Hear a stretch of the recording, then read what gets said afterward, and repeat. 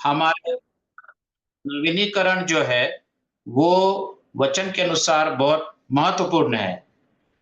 अ, अब इस भाग में हम ये सीखने वाले हैं कि उद्धार पाने के बाद जो समय अभी हमने प्रभु में एक मसीह करके बिताया है, क्या हम एक भरपूरी का जीवन जी रहे हैं, एक विपुल जीवन जी रहे हैं?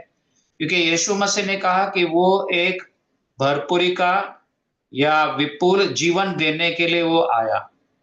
तो आज का सवाल ये है कि उद्धार जब हमारा हुआ, हमने यीशु मसीह पे विश्वास किया, पश्चाताप किया और यीशु को ग्रहण किया उद्धारकर्ता करके, तब से लेके अब तक क्या हम वो भरपूरी का जीवन जी रहे हैं? और अगर नहीं जी रहे हैं, जो जो जिस तरह से प्रभु में हम बढ़ना चाहिए आत्मिक जीवन में, कि अगर वो नहीं हो रहा है तो क्यों नहीं हो रहा है? इसका सीधा संबंध जो है हमारे मन के रूपांतर से है। आज इस भाग में हम विशेष करके जोर देंगे और हमारा पूरा फोकस जो रहेगा वो इस पे रहेगा कि एक भरपूरी का जीवन हम क्यों नहीं जी रहे, और अगर एक भरपूरी का जीवन जीना है तो उसके लिए क्या आवश्यकता है। सबसे पहले जो मेरा जो आज का सवाल है ये है, क्या आप बहुतायत का जीवन जी रहे हैं? इसको हम विपुल जीवन भी कहते हैं, बहुतायत का जीवन, भरपूरी का जीवन। यूहन्ना 10:10 में यीशु ने ऐसे कहा है, चोर किसी और काम के लिए नहीं परंतु केवल चोरी करने और घात करने और नष्ट करने को आता है। मैं इसलिए आया कि जीवन पाए और बहुतायत से पाए। सिर्फ जीवन नहीं पाए तो वो जीवन बहुतायत से पाए, भरपूरी से जीवन पाए। तो यही सवाल है आज कि क्या हम भरपूरी का जीवन जी रहे हैं? और ये भरपूरी का जीवन क्या है? तो यहाँ पर जो यूनानी भाषा में, ये ग्रीक भाषा में, क्योंकि हमें मालूम है कि नया नियम जो है वो पहले सबसे पहले ग्रीक या यूनानी भाषा में लिखा गया। तो इसलिए जीवन का अर्थ क्या होता है, इस शब्द का अर्थ समझने के लिए यूनानी भाषा में उसका अर्थ समझना जरूरी है। यूनानी में जो शब्द है जोया, ऐसा है। जो क्षमा चाहता हूं, जोए उसको कहते हैं। जीवन को जो यूनानी शब्द है जोए, उसका अर्थ है परिपूर्ण जीवन जो परमेश्वर के साथ संबंध से आता है। ऐसा जीवन परमेश्वर को समर्पित, सक्रिय और नई आशा से भरा होता है। तो ये इस जगह पे यूहन्ना 10:10 में यीशु जो कह रहा है कि मैं बहुतायत का जीवन देना आया हूं, तो उसका अर्थ ऐसा होता है कि यीशु एक परिपूर्ण जीवन देने के लिए आया है। ये परिपूर्ण जीवन, भरपूरी का जीवन, ये परमेश्वर के साथ जो हमारे संबंध जो है, जैसे जैसे प्रभु के साथ हमारे संबंध बढ़ते जाते हैं, वैसे वैसे इस भरपूरी के जीवन को हम जीने लग जाते हैं। यह ऐसा जीवन है कि जो पूरी तरह से परमेश्वर को समर्पित है। अब इसका क्या अर्थ होता है कि ऐसा भरपूरी का जीवन जो परमेश्वर को समर्पित है, तो बहुत सरल भाषा में अगर आपको समझाना है तो देखिए, एक भरपूरी का जीवन जीने वाली जो व्यक्ति है, मसीह व्यक्ति, वो सबसे पहले कुछ भी करने के पहले, कुछ भी सोचने के पहले, निर्णय लेने के पहले, व्यवहार करने के पहले हमेशा एक भरपूरी का जीवन या परिवर्तित मन का हुआ जीवन जीने वाली व्यक्ति, मसीह व्यक्ति, हमेशा इसके ऊपर ध्यान देगी कि इसके बारे में परमेश्वर क्या चाहता है, प्रभु की इच्छा क्या है, परमेश्वर का वचन इस बारे में क्या कहता है। सबसे पहले वो इस व्यक्ति के अंदर ये इच्छा रहेगी कि मुझे जो भी करना है वो प्रभु के लिए करना है, उसकी इच्छा के अनुसार करना है। ये उसकी आदत बन जाती है, ना कि जबरदस्ती से किया जाता है। तो जो भरपूरी का जीवन प्रभु यहाँ कह रहा है, वो ऐसा जीवन है कि जो पूरी तरह से परमेश्वर को समर्पित है, सक्रिय है और नए आशा से भरा हुआ है। ना कि ऐसा जीवन कि जो प्रभु में तो है, उद्धार तो पाया है, लेकिन हर दिन कुछ ना कुछ उसके मन में दुःख है, परेशानी है और परमेश्वर के बारे में एक तरह से उसको उदासीनता है कि परमेश्वर मेरे लिए कुछ नहीं कर रहा है, मैं इतनी प्रार्थना कर रहा हूँ, इतने उपवास कर रहा हूँ, लेकिन कुछ भी नहीं हो रहा है। एक कुरकुरी का जीवन यानी कि हमेशा कुछ ना कुछ परमेश्वर के लिए एक परमेश्वर के बारे में जो उसकी सोच है, वो समाधान से भरी नहीं होती है, आनंद से भरी नहीं होती है। तो इसको तो भरपूरी का जीवन हम नहीं कह सकते कि हर दिन हमारी प्रार्थना का अगर जीवन देखेंगे, तो उसमें भी हम सिर्फ़ अगर हर दिन 10 साल अगर आपको प्रभु में हो गए और हर दिन उठ के आप प्रार्थना अगर कर रहे हैं और उस प्रार्थना प्रार्थना में आपकी प्रार्थनाएँ ऐसी हो रही है कि जिससे परमेश्वर को आप ये बताना चाह रहे हैं कि आप परमेश्वर से कितना दुखी है क्योंकि परमेश्वर कुछ कर नहीं रहा है आपके जीवन में। एक निराशा से भरा हुआ है, बिल्कुल सक्रिय जीवन नहीं है, जिसमें आशा नहीं है। तो इसको तो भरपूरी का जीवन नहीं कह सकते और ऐसा जीवन काफ़ी बहुत बड़ी संख्या है मसीह लोगों की जो इस तरह का जीवन जी रहे हैं और ये बहुत दुःख की बात है क्योंकि यीशु भरपूरी का जीवन, विपुल जीवन और बहुतायत का जीवन देने के लिए आया है। अब सवाल ये उठता है कि फिर क्यों ज़्यादातर मसीह जो है, उद्धार पाए हुए मसीह भी एक भरपूरी का जीवन नहीं जी पा रहे हैं? ये सवाल हमारे सामने है। यीशु ने तो कहा है कि वो भरपूरी का जीवन या बहुतायत का जीवन देने आया है, एक विपुल जीवन। यही सवाल का उत्तर हम इसमें देखने वाले हैं। अब बहुतायत ये जो शब्द है, यूनानी भाषा में फिर से मैं आपको याद दिलाऊँगा कि नया नियम जो है वो यूनानी भाषा में सबसे पहले लिखा गया। तो बहुतायत ये जो शब्द है, यूनानी भाषा में इसको पैरासिस ऐसा कहते हैं, जिसका अर्थ होता है अत्यधिक प्रचुर उच्चतम गुणवत्ता वाला। तो इतना भरपूर जीवन कि जिसको आप गिन नहीं सकते हैं या उसका वज़न नहीं कर सकते। इतना वो भर-भर के बहने वाला जीवन है। हमारे अंदर से बाहर बहने वाला, सिर्फ भरा हुआ नहीं तो भरकर बहने वाला जीवन उसको बोलते हैं बहुतायत का जीवन या विपुल या भरपूरी का जीवन। इसके बाद मैं इसको बहुतायत के जीवन को ही मैं भरपूरी का जीवन ऐसा ही कहूँगा, तो आप समझ जाइए कि मैं बहुतायत के जीवन के बारे में ही बात कर रहा हूँ। जब हम भरपूरी के जीवन के बारे में विचार करते हैं, तो 2 बातें सोचते हैं। कभी भी देखिए आजकल इस भरपूरी के जीवन के बारे में, विपुल जीवन के बारे में बहुत कुछ हम सुन रहे हैं, खास करके यूट्यूब पर, फेसबुक पर। तो जब भी हम भरपूरी का जीवन, भरपूर ये अगर शब्द हमारे सामने आ जाता है, तो 2 चीज़ें हमारे सामने आती है। विपुल जीवन, भरपूरी जीवन, बहुतायत जीवन एक ही है। तो 2 चीज़ें सामने आती है, कौन से? पहला तो एक आत्मिक भरपूरी आत्मिक जीवन। भरपूरी का आत्मिक जीवन, ठीक है? ये हमारे सामने आ जाता है।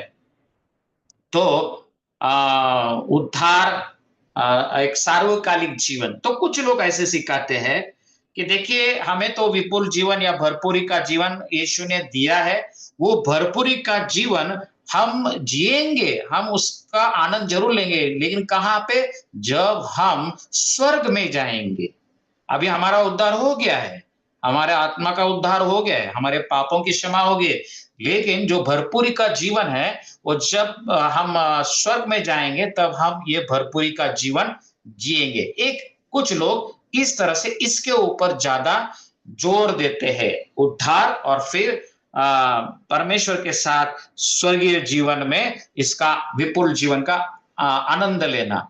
दूसरे कुछ लोग हैं जब वो भरपूरी का जीवन के बारे में बोलते तो वो बोलते जो हमारा भौतिक जीवन है यानी कि शरीर में जो हम जीते हैं फिर उसमें पैसा आया जो भी हमारी जरूरतें हैं भौतिक जरूरतें जो है पैसा हो, गाड़ी बंगला हो, नौकरी हो, खाना पीना, इन सब के बारे में कि अगर तुम विश्वास करते हो, वो ऐसे सिखाते कि अगर तुम विश्वास करते हो तो तुम भरपूरी का जीवन जियोगे। भरपूरी का जीवन क्या है?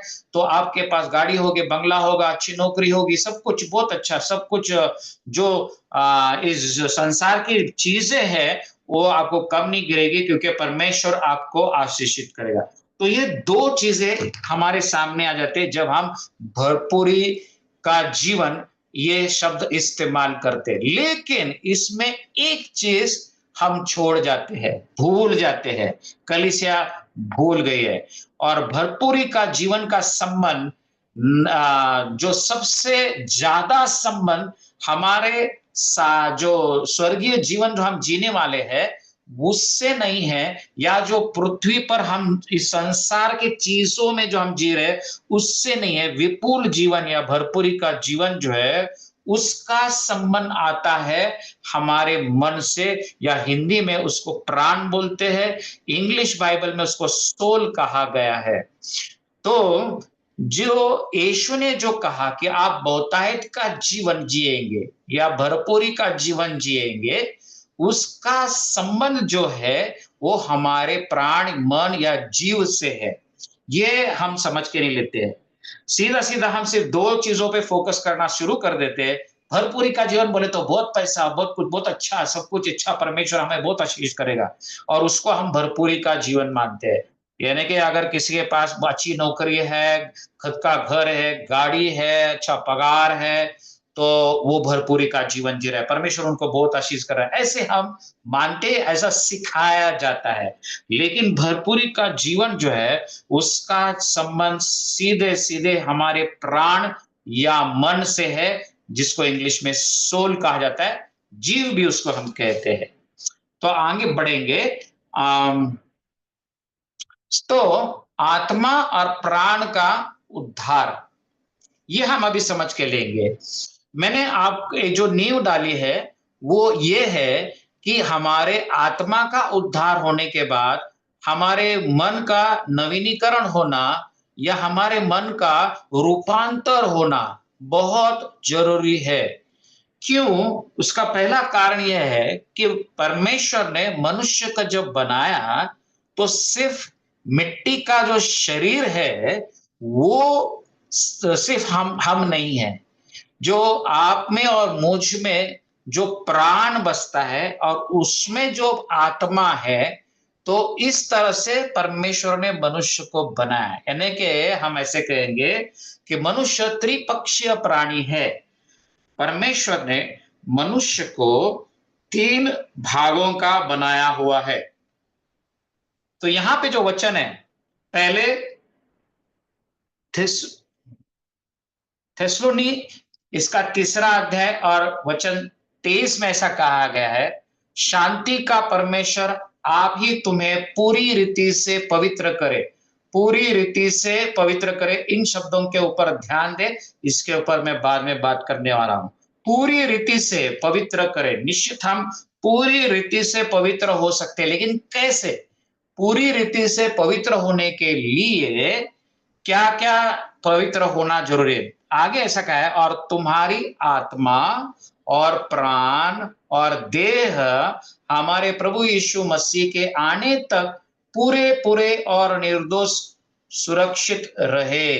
तो यहाँ पे मनुष्य के जो तीन भाग है, जिस तरह से परमेश्वर ने हमें बनाया है, आत्मा, प्राण और देह या शरीर, तो ये तीन भागों के हम बने हुए हैं।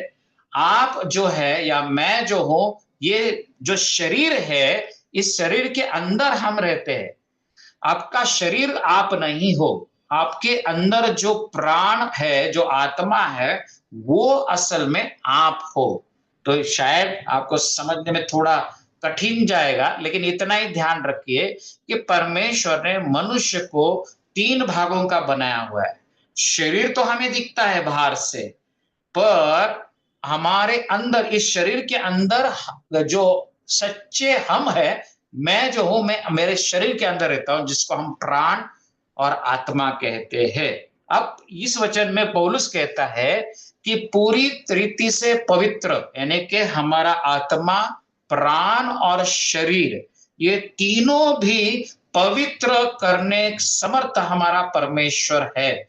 और यहाँ पे हम उसको खुद होकर हमारे ताकत से या बुद्धि से खुद को हम पवित्र नहीं करते, तो शांति का परमेश्वर जो है वो हमें पवित्र करता है और पवित्र होने का मार्ग उसने हमारे लिए बनाया हुआ है। सो अब ये तीन भागों को याद कीजिए कि मनुष्य त्रिपक्षीय प्राणी है। तीन भागों में उसको बनाया है, वो है आत्मा, प्राण जिसको हम जीव भी बोलते हैं, और एक तरह से हम उसको मन, समझने के लिए मन भी उसको बोल सकते हैं, और देह या शरीर, आत्मा, प्राण और देह। आगे बढ़ेंगे। देखिए, अभी मैं यहाँ पे एक चित्र आपको दिखा रहा हूँ, एक डायग्राम है। सबसे पहले देखिए, मनुष्य को तीन भागों में बनाया गया है। तो समझिए कि ये जो सर्कल है ब्राउन कलर में, ये हमारा शरीर है, ऐसे समझिए। फिर उस शरीर के अंदर प्राण है या जीव, या उसको हम मन भी बोलेंगे समझने के लिए। अब ये जो प्राण है, उसका उसका क्षमा कीजिए, उसका उद्धार जो है, उस प्राण का उद्धार, उसी को नवीनीकरण बाइबल में कहा गया है। ये आपको ध्यान में रखना होगा। जब अगला हिस्सा जो इस मनुष्य का अगला हिस्सा है, क्षमा कीजिए, इसके उसके पहले मैं आपको ये समझाता हूं कि अभी आपका जो प्राण है या जिसको हम जीव कहते हैं, हिंदी में उसको जीव कहते हैं और मराठी में भी उसको जीव कहते हैं, लेकिन यहाँ पे हिंदी बाइबल में उसको प्राण कहा गया है, तो मैं उसको प्राणी कहूंगा। ओके, तो जो प्राण है हमारा, वो तीन भागों में बटा हुआ है। तीन चीजें प्राण या मन में रहती है, वो है भावना, इच्छा और मन। तो फिर से हम समझ के लेंगे। सबसे पहले हमारा शरीर है, और उस शरीर के अंदर हमारा प्राण है, परमेश्वर ने दिया हुआ। वो प्राण में तीन चीजें रहती है, भावना, इच्छा और मन। ठीक है। अब उसके अलावा हमारे अंदर सबसे महत्वपूर्ण है आत्मा, मनुष्य का आत्मा, जो परमेश्वर की ओर से डाला हुआ है। अब जब आपने यीशु मसीह को उद्धारकर्ता करके ग्रहण किया, पश्चाताप किया, और अंतकरण में यीशु मसीह पे विश्वास रखा, और अपने जबान से कबूल किया कि वही उद्धार करता है, कि वो आपके लिए मरा और फिर जी उठा, आपने जब ये किया, उसी समय, तत्काल उसी समय आपका उद्धार हुआ। और आपकी आत्मा जो है, जो नीले रंग में आपको मैंने यहां दिखाई है, नीले नीले रंग में, वो आत्मा, उसका उद्धार तभी हो गया जिस दिन, जिस क्षण आपने पश्चाताप करके यीशु मसीह को ग्रहण किया उद्धार करता करके, उसी समय आपके आत्मा का उद्धार हो गया। उसके पहले आपका आत्मा मरा हुआ था, और आपका प्राण भी मरा हुआ था। आत्मा जीवित हो गया। जब हम कहते हैं कि मेरा उद्धार हुआ है, तो उसका अर्थ ऐसा होता है कि मेरी आत्मा का उद्धार हुआ है, मेरी आत्मा अब मरी नहीं हुई है, अब वो जीवित कही गई है, और उसमें, उस आत्मा में पवित्र आत्मा रहता है। पवित्र आत्मा आपके शरीर में, जो देह है उसमें नहीं, आपके प्राण में नहीं, तो आपकी मानवीय आत्मा में पवित्र आत्मा रहता है। ये आप समझ के लीजिए। और अभी आपके आत्मा का उद्धार हो गया है, आत्मा का उद्धार हो चुका है। इसी वजह से, क्योंकि आपका आत्मा का उद्धार हुआ है, इसी वजह से अभी आप जीवित परमेश्वर को पहचान सकते हैं, उसको पुकार सकते हैं, उससे बात कर सकते हैं, उसको पिता करके पुकार सकते हैं। ठीक है। और आपको आत्मिक चीजें अब समझ में आने लग गई, क्योंकि अभी आपके आत्मा का उद्धार हो गया है। लेकिन आपका जो मन है, आपका जो प्राण है, जिसमें भावना, इच्छा, मन, ये सब बातें हैं, विचार, ये सब जो है, ये आपके प्राण में है। आपके प्राण का उद्धार हुआ है क्या, ये सवाल है। आपके प्राण का उद्धार हुआ है क्या, ये सवाल है। देखिए, यीशु मसीह पूरे मनुष्य, मैंने के जीव, आत्मा और शरीर, इसके लिए उसने अपने प्राण दिए, उसने अपना बलिदान दिया, जरूर दिया। तो जब आप पश्चाताप करते तो आपका आत्मा का उद्धार हो गया है।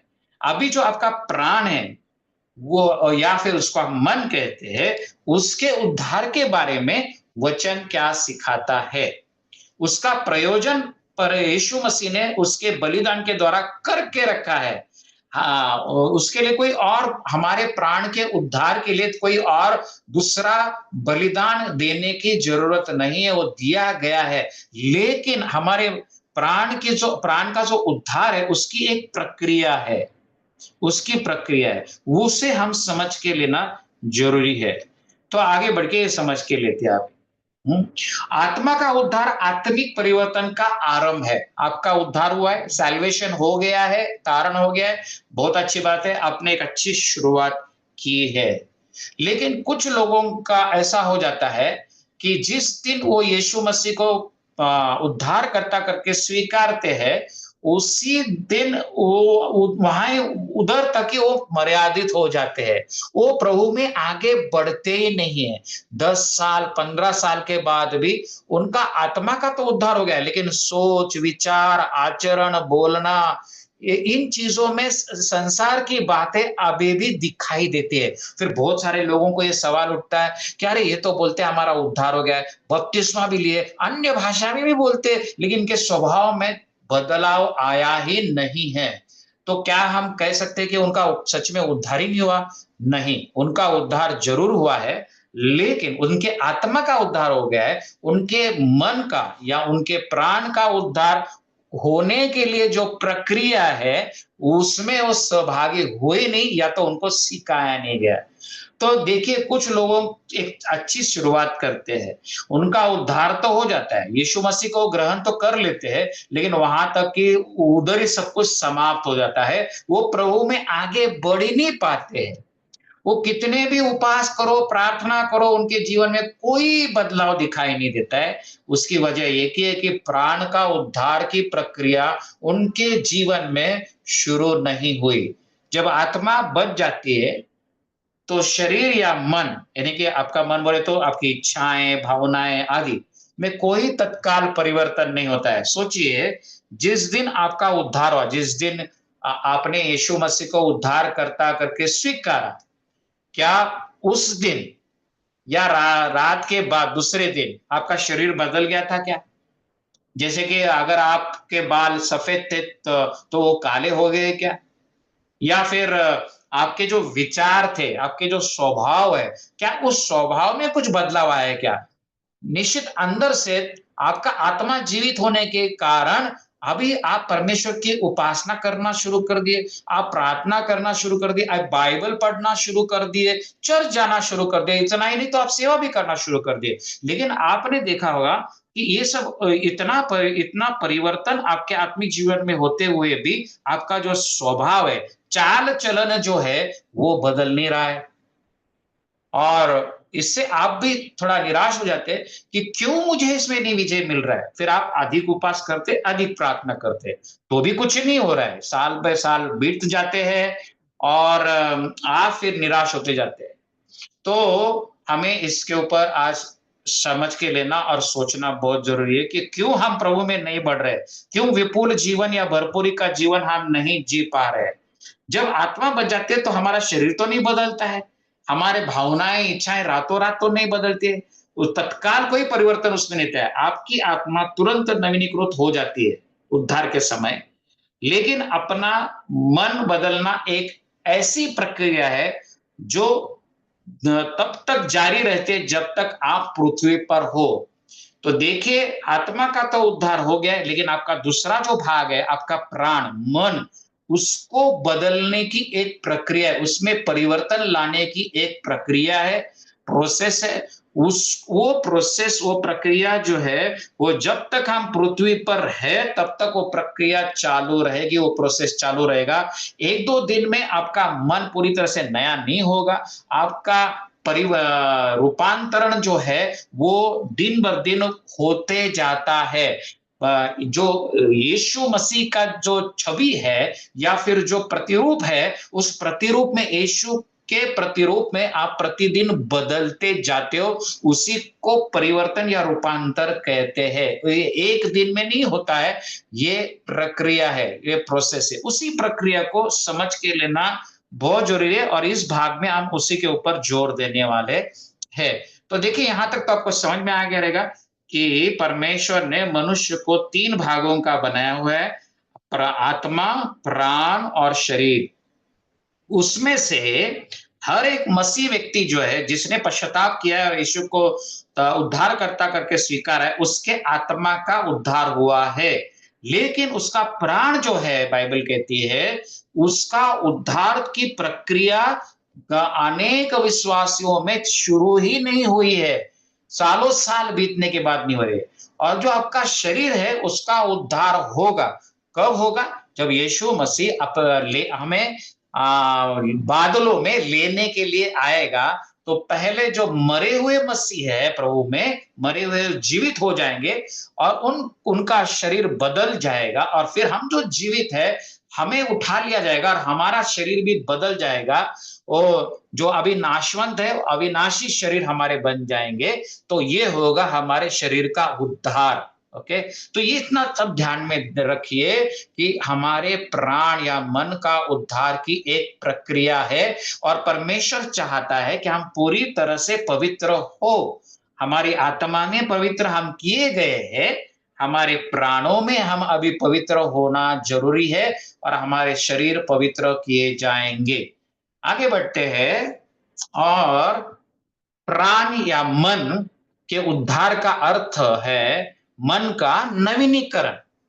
अभी आपके आत्मा का तो उद्धार हो गया है, विश्वास और पश्चाताप और विश्वास करने से आपके आत्मा का उद्धार हो गया है। लेकिन आपके मन या प्राण का उद्धार, उसको नवीनीकरण या रूपांतर कहते हैं, जिसके लिए अनुशासन की आवश्यकता होती है। अनुशासन, इंग्लिश में उसको डिसिप्लिन कहते हैं। अनुशासन 3 सिद्धांतों से बना है। देखिए, अगर आपके मसीह में जो जीवन है आपका, उसको अगर एक परिवर्तित जीवन करना है, एक रूपांतरित जीवन करना है, तो उसको शुरुआत में हमें अनुशासित जीवन जीना बहुत जरूरी है। अब इसका क्या अर्थ होता है अनुशासित जीवन? तो इसका अर्थ ऐसा होता है कि हम अपने आप को परमेश्वर के सामने नम्र करके जो हमारे मन, प्राण या मन का जो नवीनीकरण है, उसकी प्रक्रिया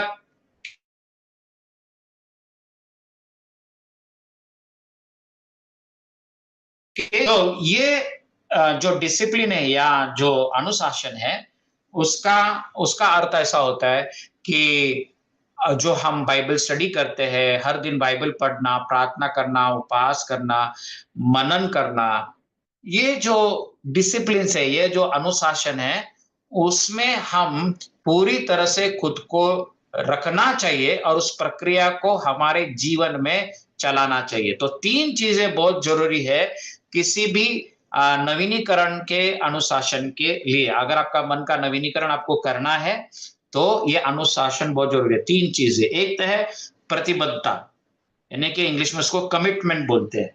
देखिए, बहुत लोग साल के पहले यानी कि जनवरी जब आता है, तो पहले तारीख को बहुत बड़ा प्रतिबद्धता करते हैं, कमिटमेंट करते हैं कि ये साल में ये करूंगा, मैं वो करूंगा, मैं ऐसा नहीं करूंगा, मैं वैसा नहीं करूंगा, मैं हर दिन सुबह उठ के बाइबल पढ़ूंगा, मैं हर दिन सुबह उठ के प्रार्थना करूंगा और चर्च जाऊंगा, मैं ये करूंगा, मैं वो करूंगा। ऐसा बहुत सारे कमिटमेंट वो करते हैं, प्रतिबद्ध हो जाते हैं, लेकिन दूसरे तीसरे दिन ही सब कुछ खत्म हो जाता है।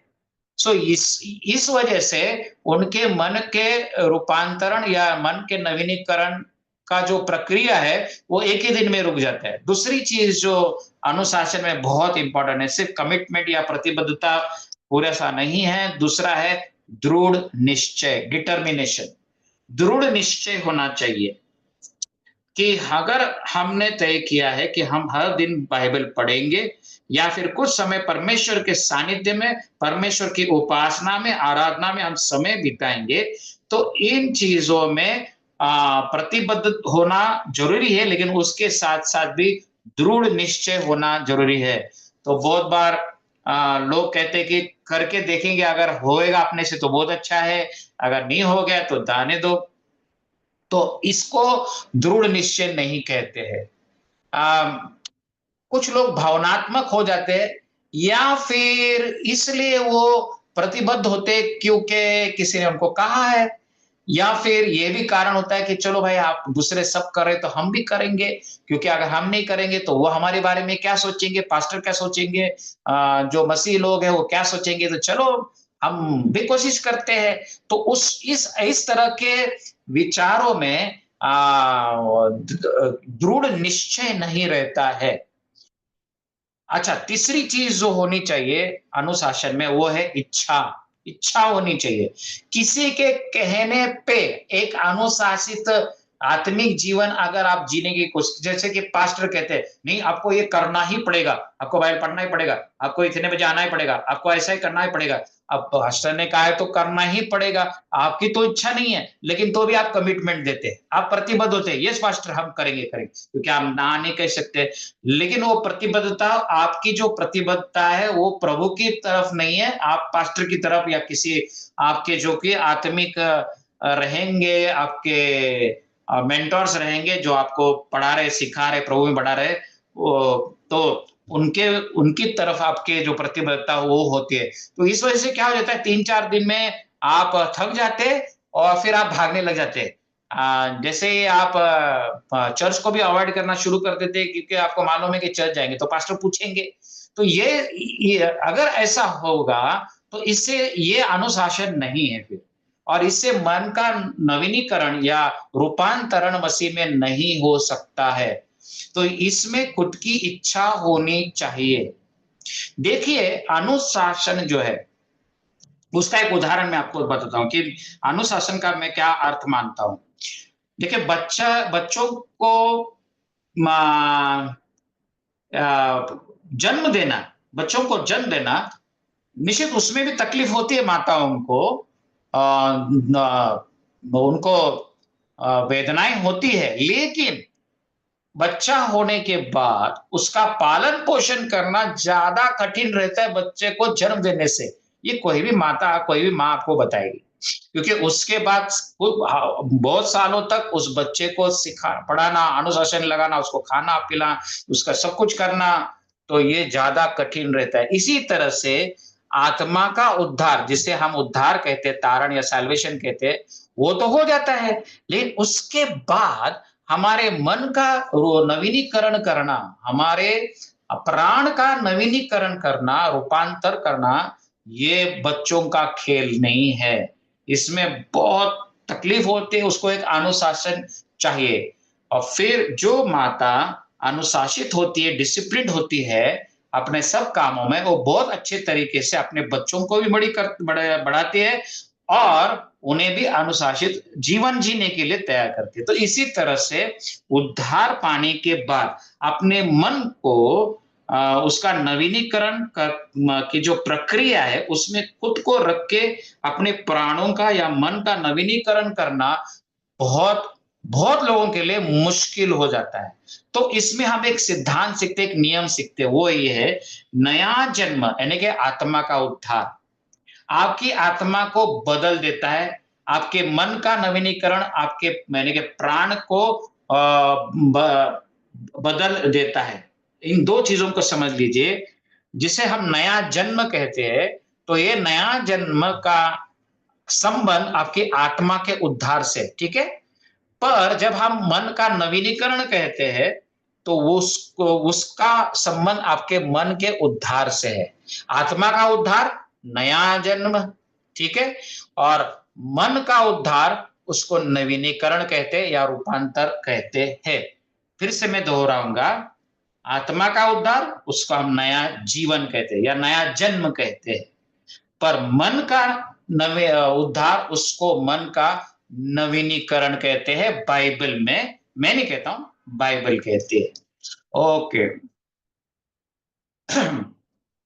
अब पूरी रीति से पवित्र होना हमने पढ़ा पहले थेसलोनिक थेसलोनिकियों में 5:23 में हमने पढ़ा कि शांति का परमेश्वर आप ही तुम्हें पूरी रीति से पवित्र करे। कैसे पवित्र करे? पूरी रीति से पवित्र करे। अब यहाँ रुककर एक सवाल ऐसा आता है कि सच में क्या हम पूरी रीति से पवित्र हो सकते हैं क्या? सोचिए इस सवाल के ऊपर। बाइबल तो कहती है कि हाँ, हो सकते हैं, पूरी रीति से पवित्र हो सकते हैं। तो यहाँ रुककर हमें समझ के लेना पड़ेगा बहुत ही संक्षिप्त में कि पवित्र का अर्थ क्या है? पवित्र का अर्थ होता है कि परमेश्वर के लिए अलग किए हुए चीज, कि पूरी तरह से सिर्फ और सिर्फ परमेश्वर के उपयोग के लिए अलग की गई वस्तु। तो हम पवित्र लोग हैं। हम बाइबल में अगर आप पौलुस की कोई भी पत्री पढ़ेंगे तो उसमें संत कहा गया है, सभी को संत कहा गया है, चाहे वो करंथियों की कलीसिया के झगड़ा करने वाले और सब कुछ गलत करने वाले मसीहों, उनको भी संती कहा गया है, या फिर गलत शिक्षाओं में फंसे हुए मसीहों को भी पौलुस संत ही कहता है। क्यों? क्योंकि जिनका उद्धार हुआ है वो सब संत है। ओके, ठीक है। तो हम पूरी रीति से, हम पवित्र होना, उसका अर्थ ऐसा होता है कि पूरी रीति से, अब ये समझ के लीजिए, मैं बहुत धीरे से कह रहा हूं, पूरी रीति से पवित्र होना यानी कि हमारा जो भी है, हम जो भी है, हमारा जो भी है, वो परमेश्वर के लिए पूरी तरह से अलग किया गया हुआ, और इस संसार के चीजों के लिए कुछ भी नहीं रखा हुआ। मैं तीन चीजों भागों का हूं, मेरा आत्मा, प्राण और शरीर। ये तीनों भी परमेश्वर के लिए जब पूरी तरह से समर्पित किए जाते हैं, अलग किए जाते हैं, उसको कहा जाएगा पूरी रीति से पवित्र होना। अभी आपको एक आनंद की बात में सुसमाचार में देता हूं, वो है कि इन तीन चीजों में से एक आपका जो भाग है, जिसको आत्मा कहते हैं, वो पूरी तरह से पवित्र किया गया है। आमेन। वो प्रभु यीशु मसीह के लहू के द्वारा जो आपने पश्चाताप करके विश्वास रखा, उसी समय आप धर्मी बन गए और आपका आत्मा जो है वो पूरी तरह से नया किया गया है। आमेन। पर अभी और दो हिस्से बाकी है, दो भाग बाकी है। वो कौन से? प्राण और शरीर। यहां पे हम पढ़ते हैं कि पूरे पूरे तरीके से निर्दोष और सुरक्षित होना, यह हमारी आत्मा, प्राण और शरीर के पूर्णतया पवित्र होने की का प्रकटीकरण है। और यह परमेश्वर चाहता है कि हमारा आत्मा, हमारा जैसा आत्मा भी नया हो गया, पवित्र हो गया, हमारा मन भी पवित्र होते जाए, और एक दिन आएगा कि हमारा शरीर पूरी तरह से पवित्र और निर्दोष हो जाएगा। इसमें मौजूद आत्मा बच गई है, और यह आध्यात्मिक प्रगति में पहला कदम है। आपका उद्धार हुआ है, आपके आत्मा का उद्धार हो गया, ये आत्मिक जीवन का एक पहले जो प्रगति है उसका पहला कदम है। लेकिन हम आत्मा के उद्धार में कुछ और नहीं जोड़ सकते। अब मेरा कहना यह है, मैं क्या कहना चाहता हूँ समझाता हूँ को।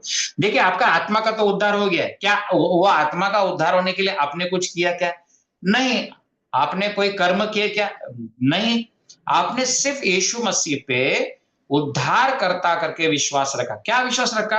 आपने मन में विश्वास रखा आपने कि आप पापी हो, और उद्धार सिर्फ यीशु मसीह के द्वारा है।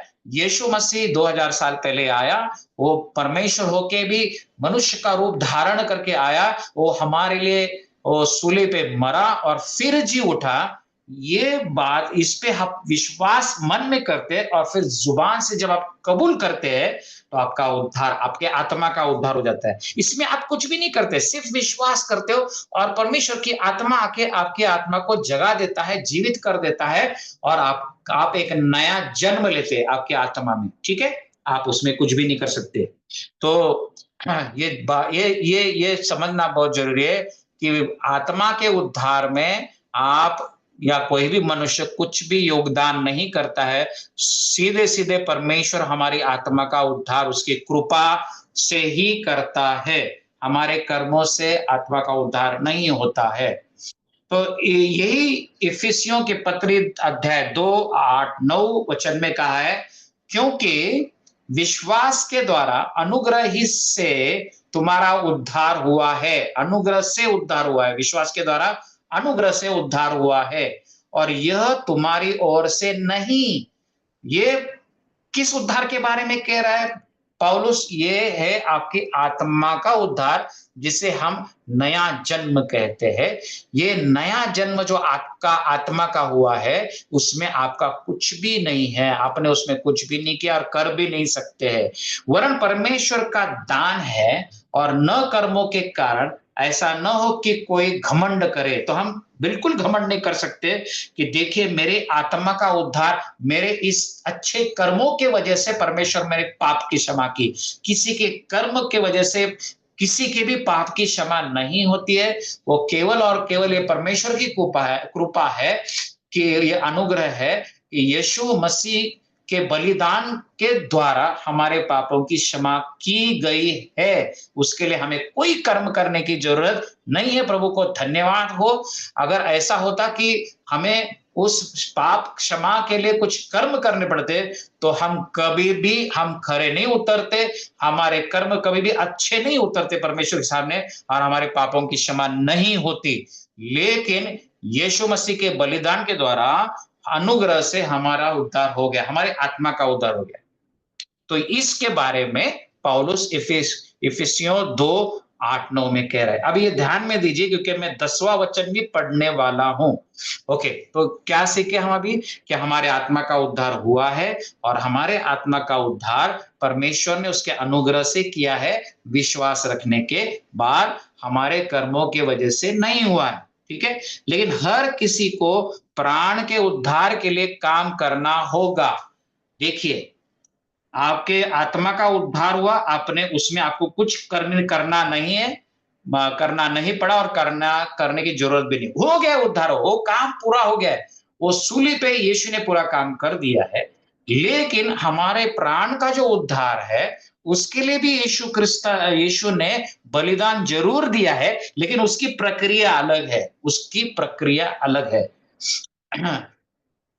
मैं समझता हूं कि मैं बहुत क्लियर, बहुत स्पष्टता से मैं आपको बता रहा हूं कि आपके प्राण का उद्धार के लिए भी यीशु मरा और जी उठा। लेकिन सिर्फ फर्क यह है कि आपकी आत्मा के उद्धार की प्रक्रिया अलग है। उसमें सिर्फ आपको पश्चाताप करना है और विश्वास रखना है और मुंह से कबूल करना है। वो आपने किया है। अब आपके प्राणों का जो उद्धार है, उसको प्राप्त करने की प्रक्रिया अलग है। वही हम वचन से समझ के लेंगे।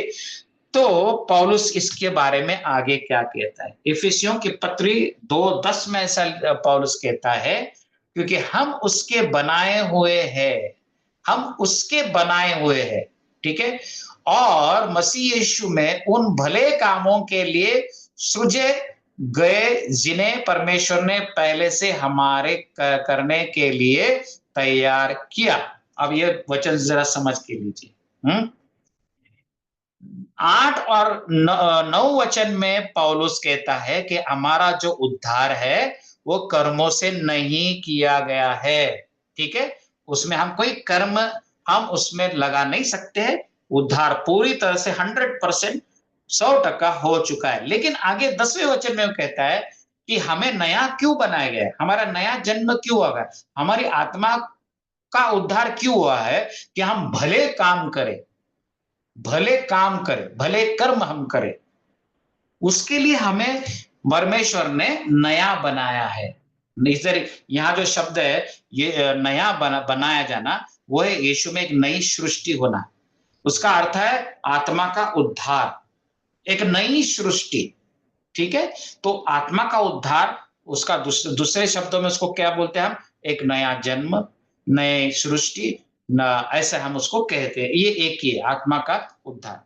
अब एक बार आपका आत्मा का उद्धार हो गया, आपका सैल्वेशन हो गया, उसके बाद परमेश्वर का वचन यहां कहता है कि अभी हमें भले काम करना चाहिए। उद्धार के लिए भले काम नहीं, लेकिन अभी उद्धार हुआ है, तो जो उद्धार पाए हैं उनमें से भले काम अभी दिखने चाहिए, भले काम उनमें से निकलना चाहिए, क्योंकि परमेश्वर ने हमारे लिए जो मसीह है, उद्धार के बाद हमारे लिए वो भले काम तैयार करके रखे, लेकिन वो भले काम दिख नहीं रहे, वो भले काम बाहर नहीं आ रहे, दुनिया को नहीं दिख रहे वो भले काम। क्यों? यही तो सवाल है। वो दिखने तो चाहिए। हमारे प्राणों का उद्धार जो प्रक्रिया है, वो हमारे जीवन में हम पूरी तरह से उसमें समर्पित नहीं हुए हैं। इसी को समझ के लेंगे। फिलिपियों के पत्र 2:12 में ऐसे कहा है, इस वचन को जरा ध्यान से देखिए। इसलिए हे मेरे प्रियो, जिस प्रकार तुम सदा से आज्ञा मानते आए हो, वैसे ही अब भी न केवल मेरे साथ रहते हुए, पर विशेष करके अब मेरे दूर रहने पर भी डरते और कांपते हुए अपने उद्धार का कार्य पूरा करते जाओ। एक मिनट यहां रुकिए। इफिसियों की पत्री में अध्याय 2 वचन 8-9 में हमने अभी पढ़ा कि हमारा उद्धार कामों से नहीं होता है, ठीक है। और वो उद्धार, हमारे आत्मा का जो उद्धार है, वो हम खुद नहीं कर सकते हैं। हम उसका घमंड नहीं कर सकते कि हमने हमारे खुद का उद्धार किया। ये तो ठीक है, लेकिन अब इफिसियों की पत्री 2:12 में पौलुस कहता है कि अभी हम डरते और कांपते हुए अपने उद्धार का कार्य पूरा करना चाहिए। अरे हमारा अभी सवाल ये उठता है कि पूरा करते जाओ का अर्थ क्या होता है? उद्धार का कार्य पूरा करो। क्या उद्धार का कार्य पूरा नहीं हुआ? निश्चित हुआ। यीशु मसीह ने जो उद्धार का कार्य पूरा किया है, उसमें हम उसमें कुछ भी और नहीं डाल सकते, ठीक है। मैंने ये कहा है। फिर पौलुस यहां पे ऐसा कह रहा है कि आप डरते और कांपते हुए अपने उद्धार का कार्य पूरा करो। ये किस बारे में कह रहा है? पहली बात हमें समझ के लेंगे, पूरा करते जाओ का अर्थ क्या है। उसका अर्थ ग्रीक भाषा में, यूनानी भाषा में ऐसा होता है, किसी कार्य क्रिया को पूरा करना या कार्यान्वित करना, पूरा करना उस कार्य को अंत तक लेके जाना। ओके, पौलुस यहां किस उद्धार की बात कर रहा है? इफिसियों की पत्री 2 अध्याय 2 8-9 वचन में वो कहता है कि हमारा उद्धार कामों से नहीं हुआ है, और यहां पे वो कहता है फिलिपियों 2:12 में कि तुम्हारा उद्धार जो है उसका कार्य पूरा करो। हाँ, वह इंग्लिश में उसको कहा गया है, या इस वचन को इंग्लिश में इस तरह से पढ़ते हैं, वर्क आउट योर साल्वेशन, यानी कि तुम अपने उद्धार का काम पूरा करो, अपने उद्धार को, अपने उस उद्धार को पूरी तरह से अपने जीवन में लाओ। तो इसका अर्थ क्या है? ये कौन से उद्धार के बारे में पौलुस कह रहा है? यहां रुककर मैं फिर से आपको दोहराना चाहता हूं। परमेश्वर ने मनुष्य को 3 भागों में बनाया। पहला शरीर, फिर जीव या प्राण, और आत्मा। अब जब आपने यीशु मसीह पे विश्वास रखा, तब आपके आत्मा का जो भाग है उसका उद्धार हो चुका है। उस उद्धार में आप अभी कुछ भी डाल नहीं सकते हो, अपनी तरफ से डालने की जरूरत नहीं, वो कार्य पूरा है। लेकिन आपका जो प्राण है, उसके लिए भी यीशु मसीह ने बलिदान दिया हुआ है। लेकिन आपके प्राणों का या आपके मन का उद्धार जो है, उसकी प्रक्रिया वचन के अनुसार थोड़ी अलग है, और वो हमें समझ के लेना है। उसी को पौलुस एक तरह से मन का नवीनीकरण कहता है, या मन का रूपांतर कहता है, और उसी को प्राण का उद्धार भी कहा गया है। अब आते हैं याकूब 1:21-23 तक। याकूब 1:21-23, और फिर 24 और 25 भी हम पढ़ेंगे। इन वचनों को ध्यान से सुनिए। इसलिए सारी मलिनता और बैर भाव की बढ़ती को दूर करके, उस वचन को अभी ध्यान दीजिए, हाईलाइट किया है पीले रंग में, उस शब्दों को ऊपर ध्यान रखना। उस वचन को नम्रता से ग्रहण कर लो, जो हृदय में बोया गया, और जो तुम्हारे प्राणों का उद्धार कर सकता है। अब हम एकदम क्लियर हो गया। हमारे आत्मा का तो उद्धार हो चुका है, जिसे हम नया जन्म कहते हैं। लेकिन अभी प्राणों का जो उद्धार है, जिसे हम मन का नवीनीकरण कहते हैं, वो बहुत सारे मसीही लोगों के बीच में नहीं देखा जाता। क्यों? क्योंकि उसने वचन को नम्रता से ग्रहण नहीं किया है। तो यहाँ पे हमें समझ में आना शुरू हो जाता है कि हमारे प्राणों का उद्धार जरूरी है। प्राणों का पवित्रीकरण होना जरूरी है, आत्मा का हो चुका है। तो इस प्रक्रिया में परमेश्वर का जो भाग है वो परमेश्वर कर चुका है। हमारे प्राणों के उद्धार के लिए यीशु मसीह ने बलिदान दिया, लेकिन प्राणों के उद्धार के लिए हमारा कुछ तो भाग है, हमें भी कुछ उसमें करना पड़ेगा। क्या करना पड़ेगा? बाइबल में अभी हमने पढ़ा कि वचन को ग्रहण करके उस वचन के द्वारा हमारे मन को प्रतिदिन शुद्ध करते जाना।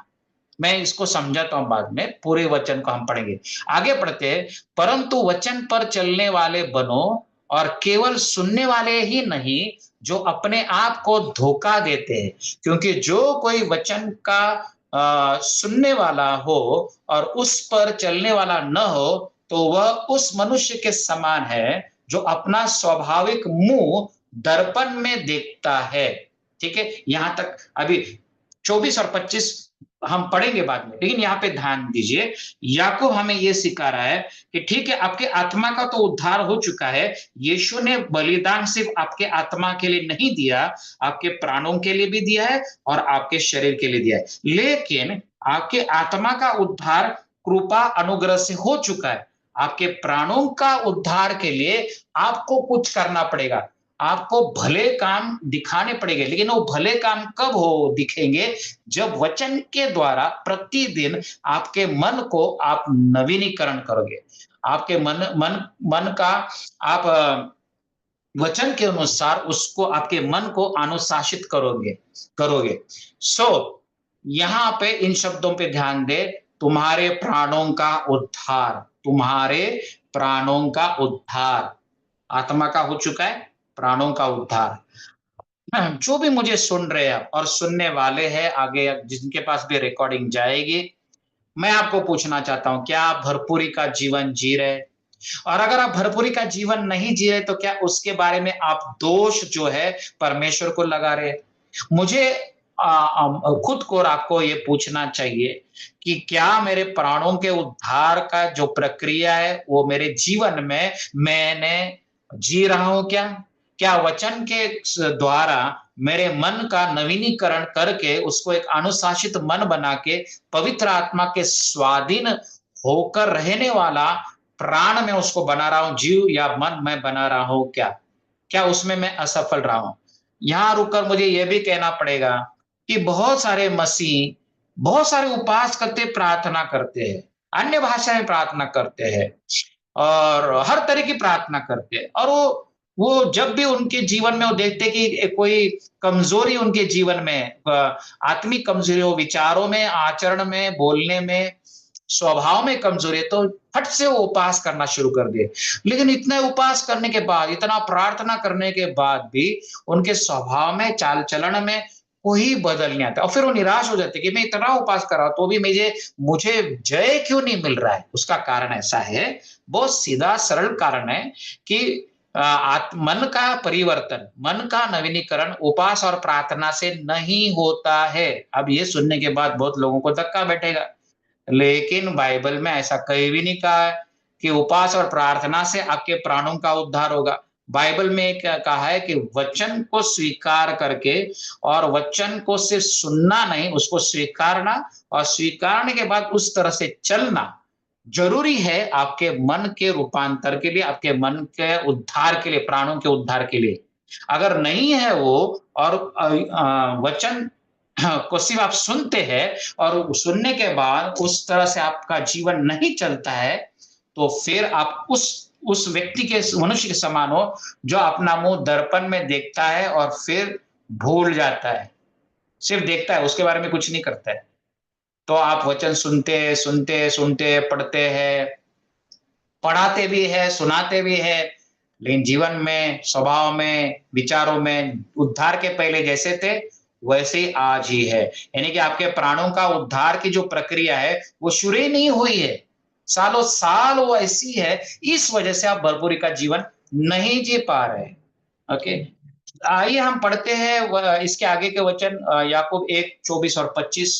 आगे याकूब ऐसा लिखता है, इसलिए कि वह अपने आप को देखकर चला जाता है, यानी कि जो दर्पण में अपना खुद का मुंह देखता है, वह अपने आप को देखकर चला जाता है और तुरंत भूल जाता है कि वह कैसे था। पर जो व्यक्ति स्वतंत्रता की सिद्ध व्यवस्था पर ध्यान करता है, अब इधर ये स्वतंत्रता की सिद्ध व्यवस्था क्या है? तो नया नियम, ये नई व्यवस्था है। हमें यीशु के लहू के द्वारा हमें स्वतंत्र किया गया है। लेकिन बहुत लोग ऐसे समझते हैं कि अभी हमें यीशु के लहू के द्वारा स्वतंत्र किया गया है, अब हम पुराने नियम के अधीन नहीं है, तो कुछ भी करो, कोई अनुशासन नहीं है, तो ऐसे नहीं चलेगा। जो नया नियम है वो स्वतंत्रता का नई व्यवस्था जरूर है, लेकिन वो उसके लिए हमें कुछ करना पड़ेगा कि उस स्वतंत्रता की व्यवस्था को लेकर हमारे मन को उसको लगाना पड़ेगा, और हमारे मन का जो परिवर्तन है वो प्रतिदिन अनुशासन के द्वारा हर दिन वचन को हमारे मन को लगा के उसको हमको आदत डालनी पड़ेगी। जैसे कि समझिए कि उद्धार पाने के पहले आप बहुत गर्म दिमाग के थे, आपको गुस्सा बहुत, क्रोध बहुत जल्दी आ जाता था। उद्धार पाने के बाद आप समझ जाते हैं कि नहीं, ये स्वभाव ठीक नहीं है, ये वचन के खिलाफ है, या परमेश्वर को ये मान्य नहीं है। तो आप बहुत कोशिश करते हैं कि उद्धार के बाद कि मेरा स्वभाव बदल जाए, ये जो मुझे बात बात पे बहुत क्रोधित हो जाता हूँ, ये तो संसार के लोगों के जैसा है, देह में चलने जैसा है। तो आप बहुत बहुत कोशिश करते, नहीं मैं खुद को बदलूंगा, मैं खुद को खुद आप प्रार्थना शुरू कर देते।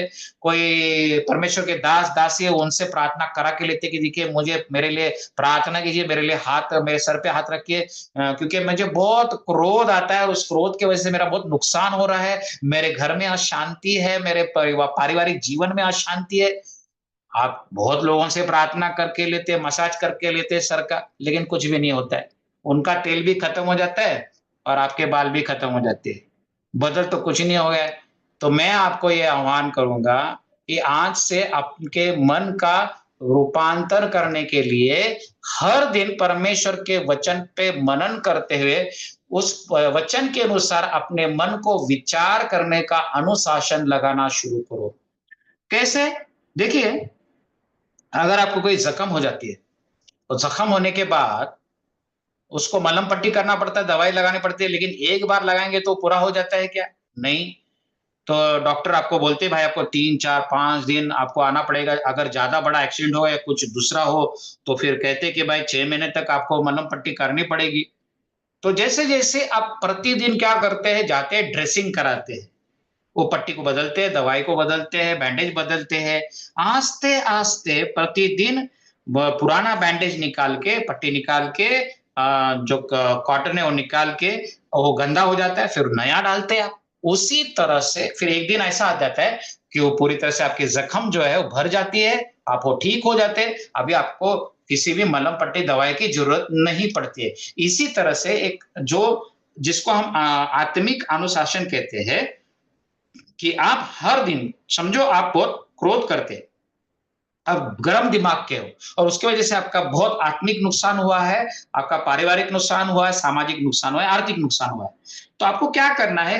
आप क्या करते हैं फिर? बाइबल में जो भी क्रोध के विषय में वचन है वो आप निकालते हैं, और फिर उसके ऊपर आप मनन करना शुरू करते हैं। मनन करना बोले तो आप उसके ऊपर विचार करते हैं, आप दिन और रात उसके ऊपर विचार करते कि नहीं, परमेश्वर का वचन कहता है कि मैं क्रोध करूंगा, मुझे गुस्सा आएगा, तो जब सूरज ढलेगा तो मुझे वो छोड़ देना चाहिए, वो गुस्सा छोड़ देना चाहिए।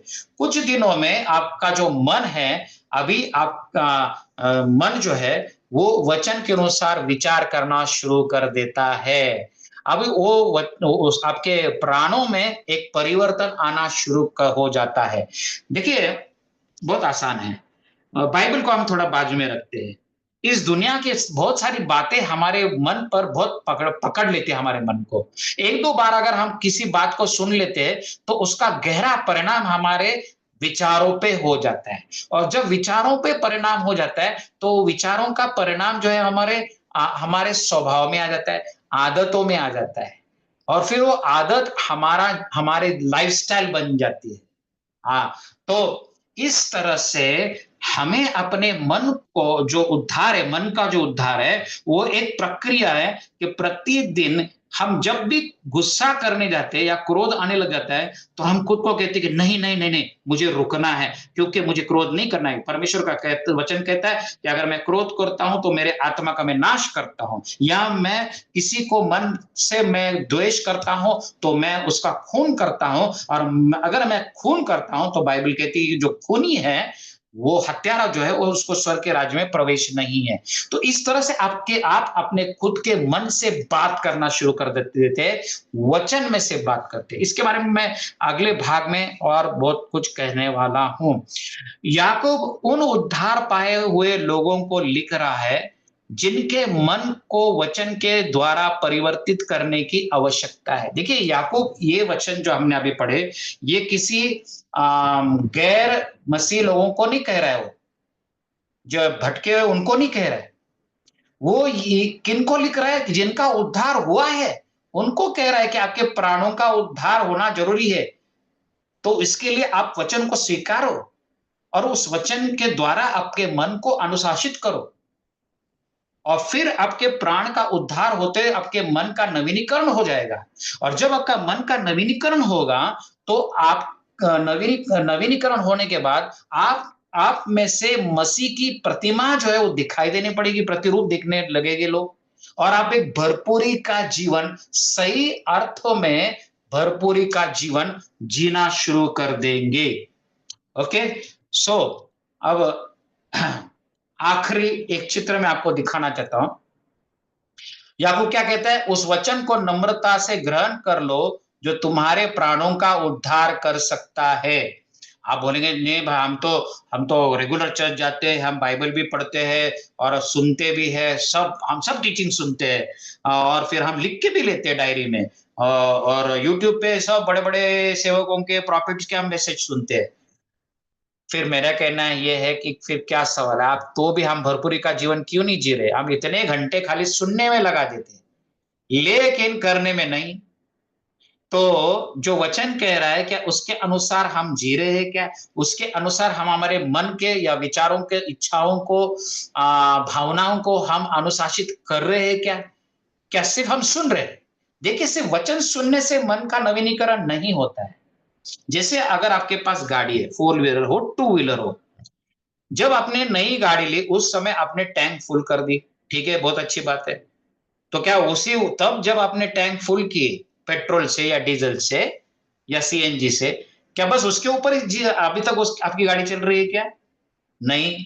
आपको हर समय जब भी टाकी खाली होने लग जाती है, आपका जो पेट्रोल का कांटा जो है या डीजल का जो कांटा रहता है ना, वो दिखा देता है कि भाई बहुत ही थोड़ा रह गया है, लाल पे आ गया, आपको अभी पेट्रोल भरना, डीजल भरना, सीएनजी भरना जरूरी है। तो इसी तरह से हर दिन हमें बाइबल के पेट्रोल पंप पे जाके, हर दिन हमें वचन को सिर्फ पढ़ना नहीं है, वचन को सिर्फ सुनना नहीं है, उस वचन के द्वारा हमारे मन को प्रतिदिन शुद्ध करना है, उसको साफ करते जाना है। ये एक दिन में नहीं होगा। ठीक है, पहले दिन आप पढ़ेंगे कि क्रोध अच्छी तो नहीं है, ये पाप है, क्रोध करना पाप है, और आपके पहले दिन आप सफल नहीं रहते। आप अपने अपने मन को आप बताते कि नहीं नहीं नहीं, तू तू क्रोध क्रोध नहीं कर सकता है, तू गुस्सा नहीं कर सकता है, ये गलत है, ये पाप। फिर भी कुछ एक पहले समय आपको इतना सक्सेस नहीं मिलेगा, पर जैसे जैसे आप करते जाओगे, मन का नवीनीकरण वचन के जल से अपने मन को भरते जाओगे, शुद्ध करते जाओगे, तो वैसे वैसे आहिस्ता आहिस्ता परमेश्वर प्रभु का प्रतिरूप बनते जाएगा आपका मन। ऐसा दिन आएगा कि फिर आपका मन जो है, आपका प्राण, आपके विचार, भावनाएं, इच्छाएं पूरी तरह से वचन के अनुसार ही विचार करने लगेंगे। देखिए, मैं आखिर में आपको एक उदाहरण देता हूं, कैसे। देखिए, समझो आप दशांश देने वाले हो। अब मैं मानता हूँ कि जो भी मुझे सुन रहे हैं, वो सब दशांश देने पे दशमांश देने में विश्वास करते हैं। ठीक है, बहुत अच्छी बात है। अब ये ये उद्धार के बाद कुछ चीज़ें हमारे जीवन में हम बहुत स्व इच्छा से करते हैं। उसमें समझो परमेश्वर को अर्पण या दशांश देना। हुँ? अब ये जब भी आप ये करते हो, दशमांश देते हो आप, तो वो करते हुए हमेशा आपको एक आनंद रहता है और एक विश्वास रहता है। ठीक है? ये हर एक मसीह में कुछ ना कुछ अच्छा रहता है। 1-2 बातें अच्छी रहती है। अब जैसे कि आपका प्रार्थना का जीवन, हुँ? जाने दो, मैं दशमांश के बारे में नहीं बोलता हूँ क्योंकि क्या हो जाता है कि दशमांश का विषय निकालेंगे तो एकदम मन भटकने लग जाता है, तो वो जाने दो, प्रार्थना ले लेंगे। तो उद्धार के बाद बहुत सारे मसीह के जीवनों में प्रार्थना में समय बिताना ये उनकी लाइफ़स्टाइल बन जाती है। बहुत आनंद से वो करते हैं। क्यों? क्योंकि उनका जो मन है, उनका जो प्राण है, उनकी भावनाएँ, इच्छाएँ, वो प्रार्थना की जो सच्चाई है वचन में, उससे वो पूरी तरह से उनका मन जुड़ गया है। और उसी वजह से वो प्रार्थना करने में झिझकते नहीं और फिर उस या उनको उसमें एक आनंद ज़रूर मिलता है और वो पूरे विश्वास से करते हैं क्योंकि उनका वो हिस्सा जो है उनके प्राण या मन का वो जो प्रार्थना का जो हिस्सा है, वो नया बन चुका है वचन से।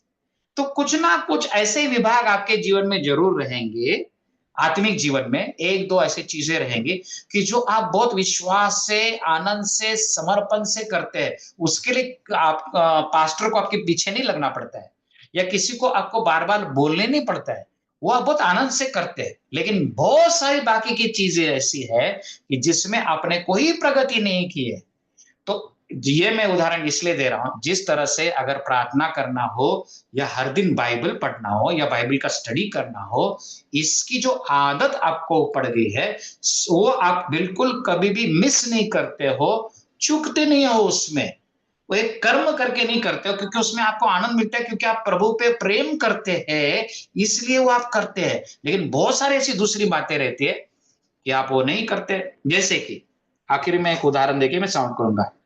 प्रार्थना हर दिन प्रार्थना में समय बिताना आपके मन को अब एक आपका मन उसमें पूरी तरह से वो विभाग आपके मन का पूरी तरह से बदल चुका है। वचन के द्वारा प्रार्थना के बारे में पूरी तरह से अभी उसका क्या उसको बोलते हैं नवीनीकरण हो गया है। लेकिन चर्च को जाना, सहभागिता में जाना, दूसरे मसीहों के साथ सहभागिता लेना, उसमें क्या हो जाता है कि आप अभी भी पीछे हो। अब अभी भी आपको लगता है कि नहीं अरे फिर से जाना है, जाने दो संडे छुट्टी ले लेंगे, अपन घर में बैठ के प्रार्थना करेंगे। आई बात समझ में आपको? अब क्या हो रहा है कि प्रार्थना के विषय में आपके मन का नवीनीकरण हो गया है, लेकिन सहभागिता के विषय में आपका हुआ नहीं है। तो ये उद्धार की जो प्रक्रिया है, वो आधे में ही रुक गई है। तो मसीह के प्रतिरूप में रूपांतरित होने के लिए आपके मन को नया होना करना ज़रूरी है और मन का नया करने की जो प्रक्रिया है, रूपांतर या नवीनीकरण की प्रक्रिया वचन के द्वारा होती है। सो यहाँ पे मैं अब रुक रहा हूँ और ये दूसरे भाग में देखिए हमें एक-एक भाग में सीखना पड़ेगा। सब कुछ एक साथ मैं नहीं सिखा सकता हूँ, तो कोई बात नहीं हम अगले हिस्से में इससे आगे हम ज़रूर जाएँगे। तो यहाँ तक मुझे विश्वास है कि आप सीखे हो, आपको समझ में आ रहा है। अगले भाग में और थोड़ा-सा प्रैक्टिकल हम करेंगे। तो आइए प्रार्थना करते हैं। प्यारे परमेश्वर, प्यारे प्रभु, हमें तो धन्यवाद देते पवित्र आत्मा कि तुम्हें अब सहायक खास करके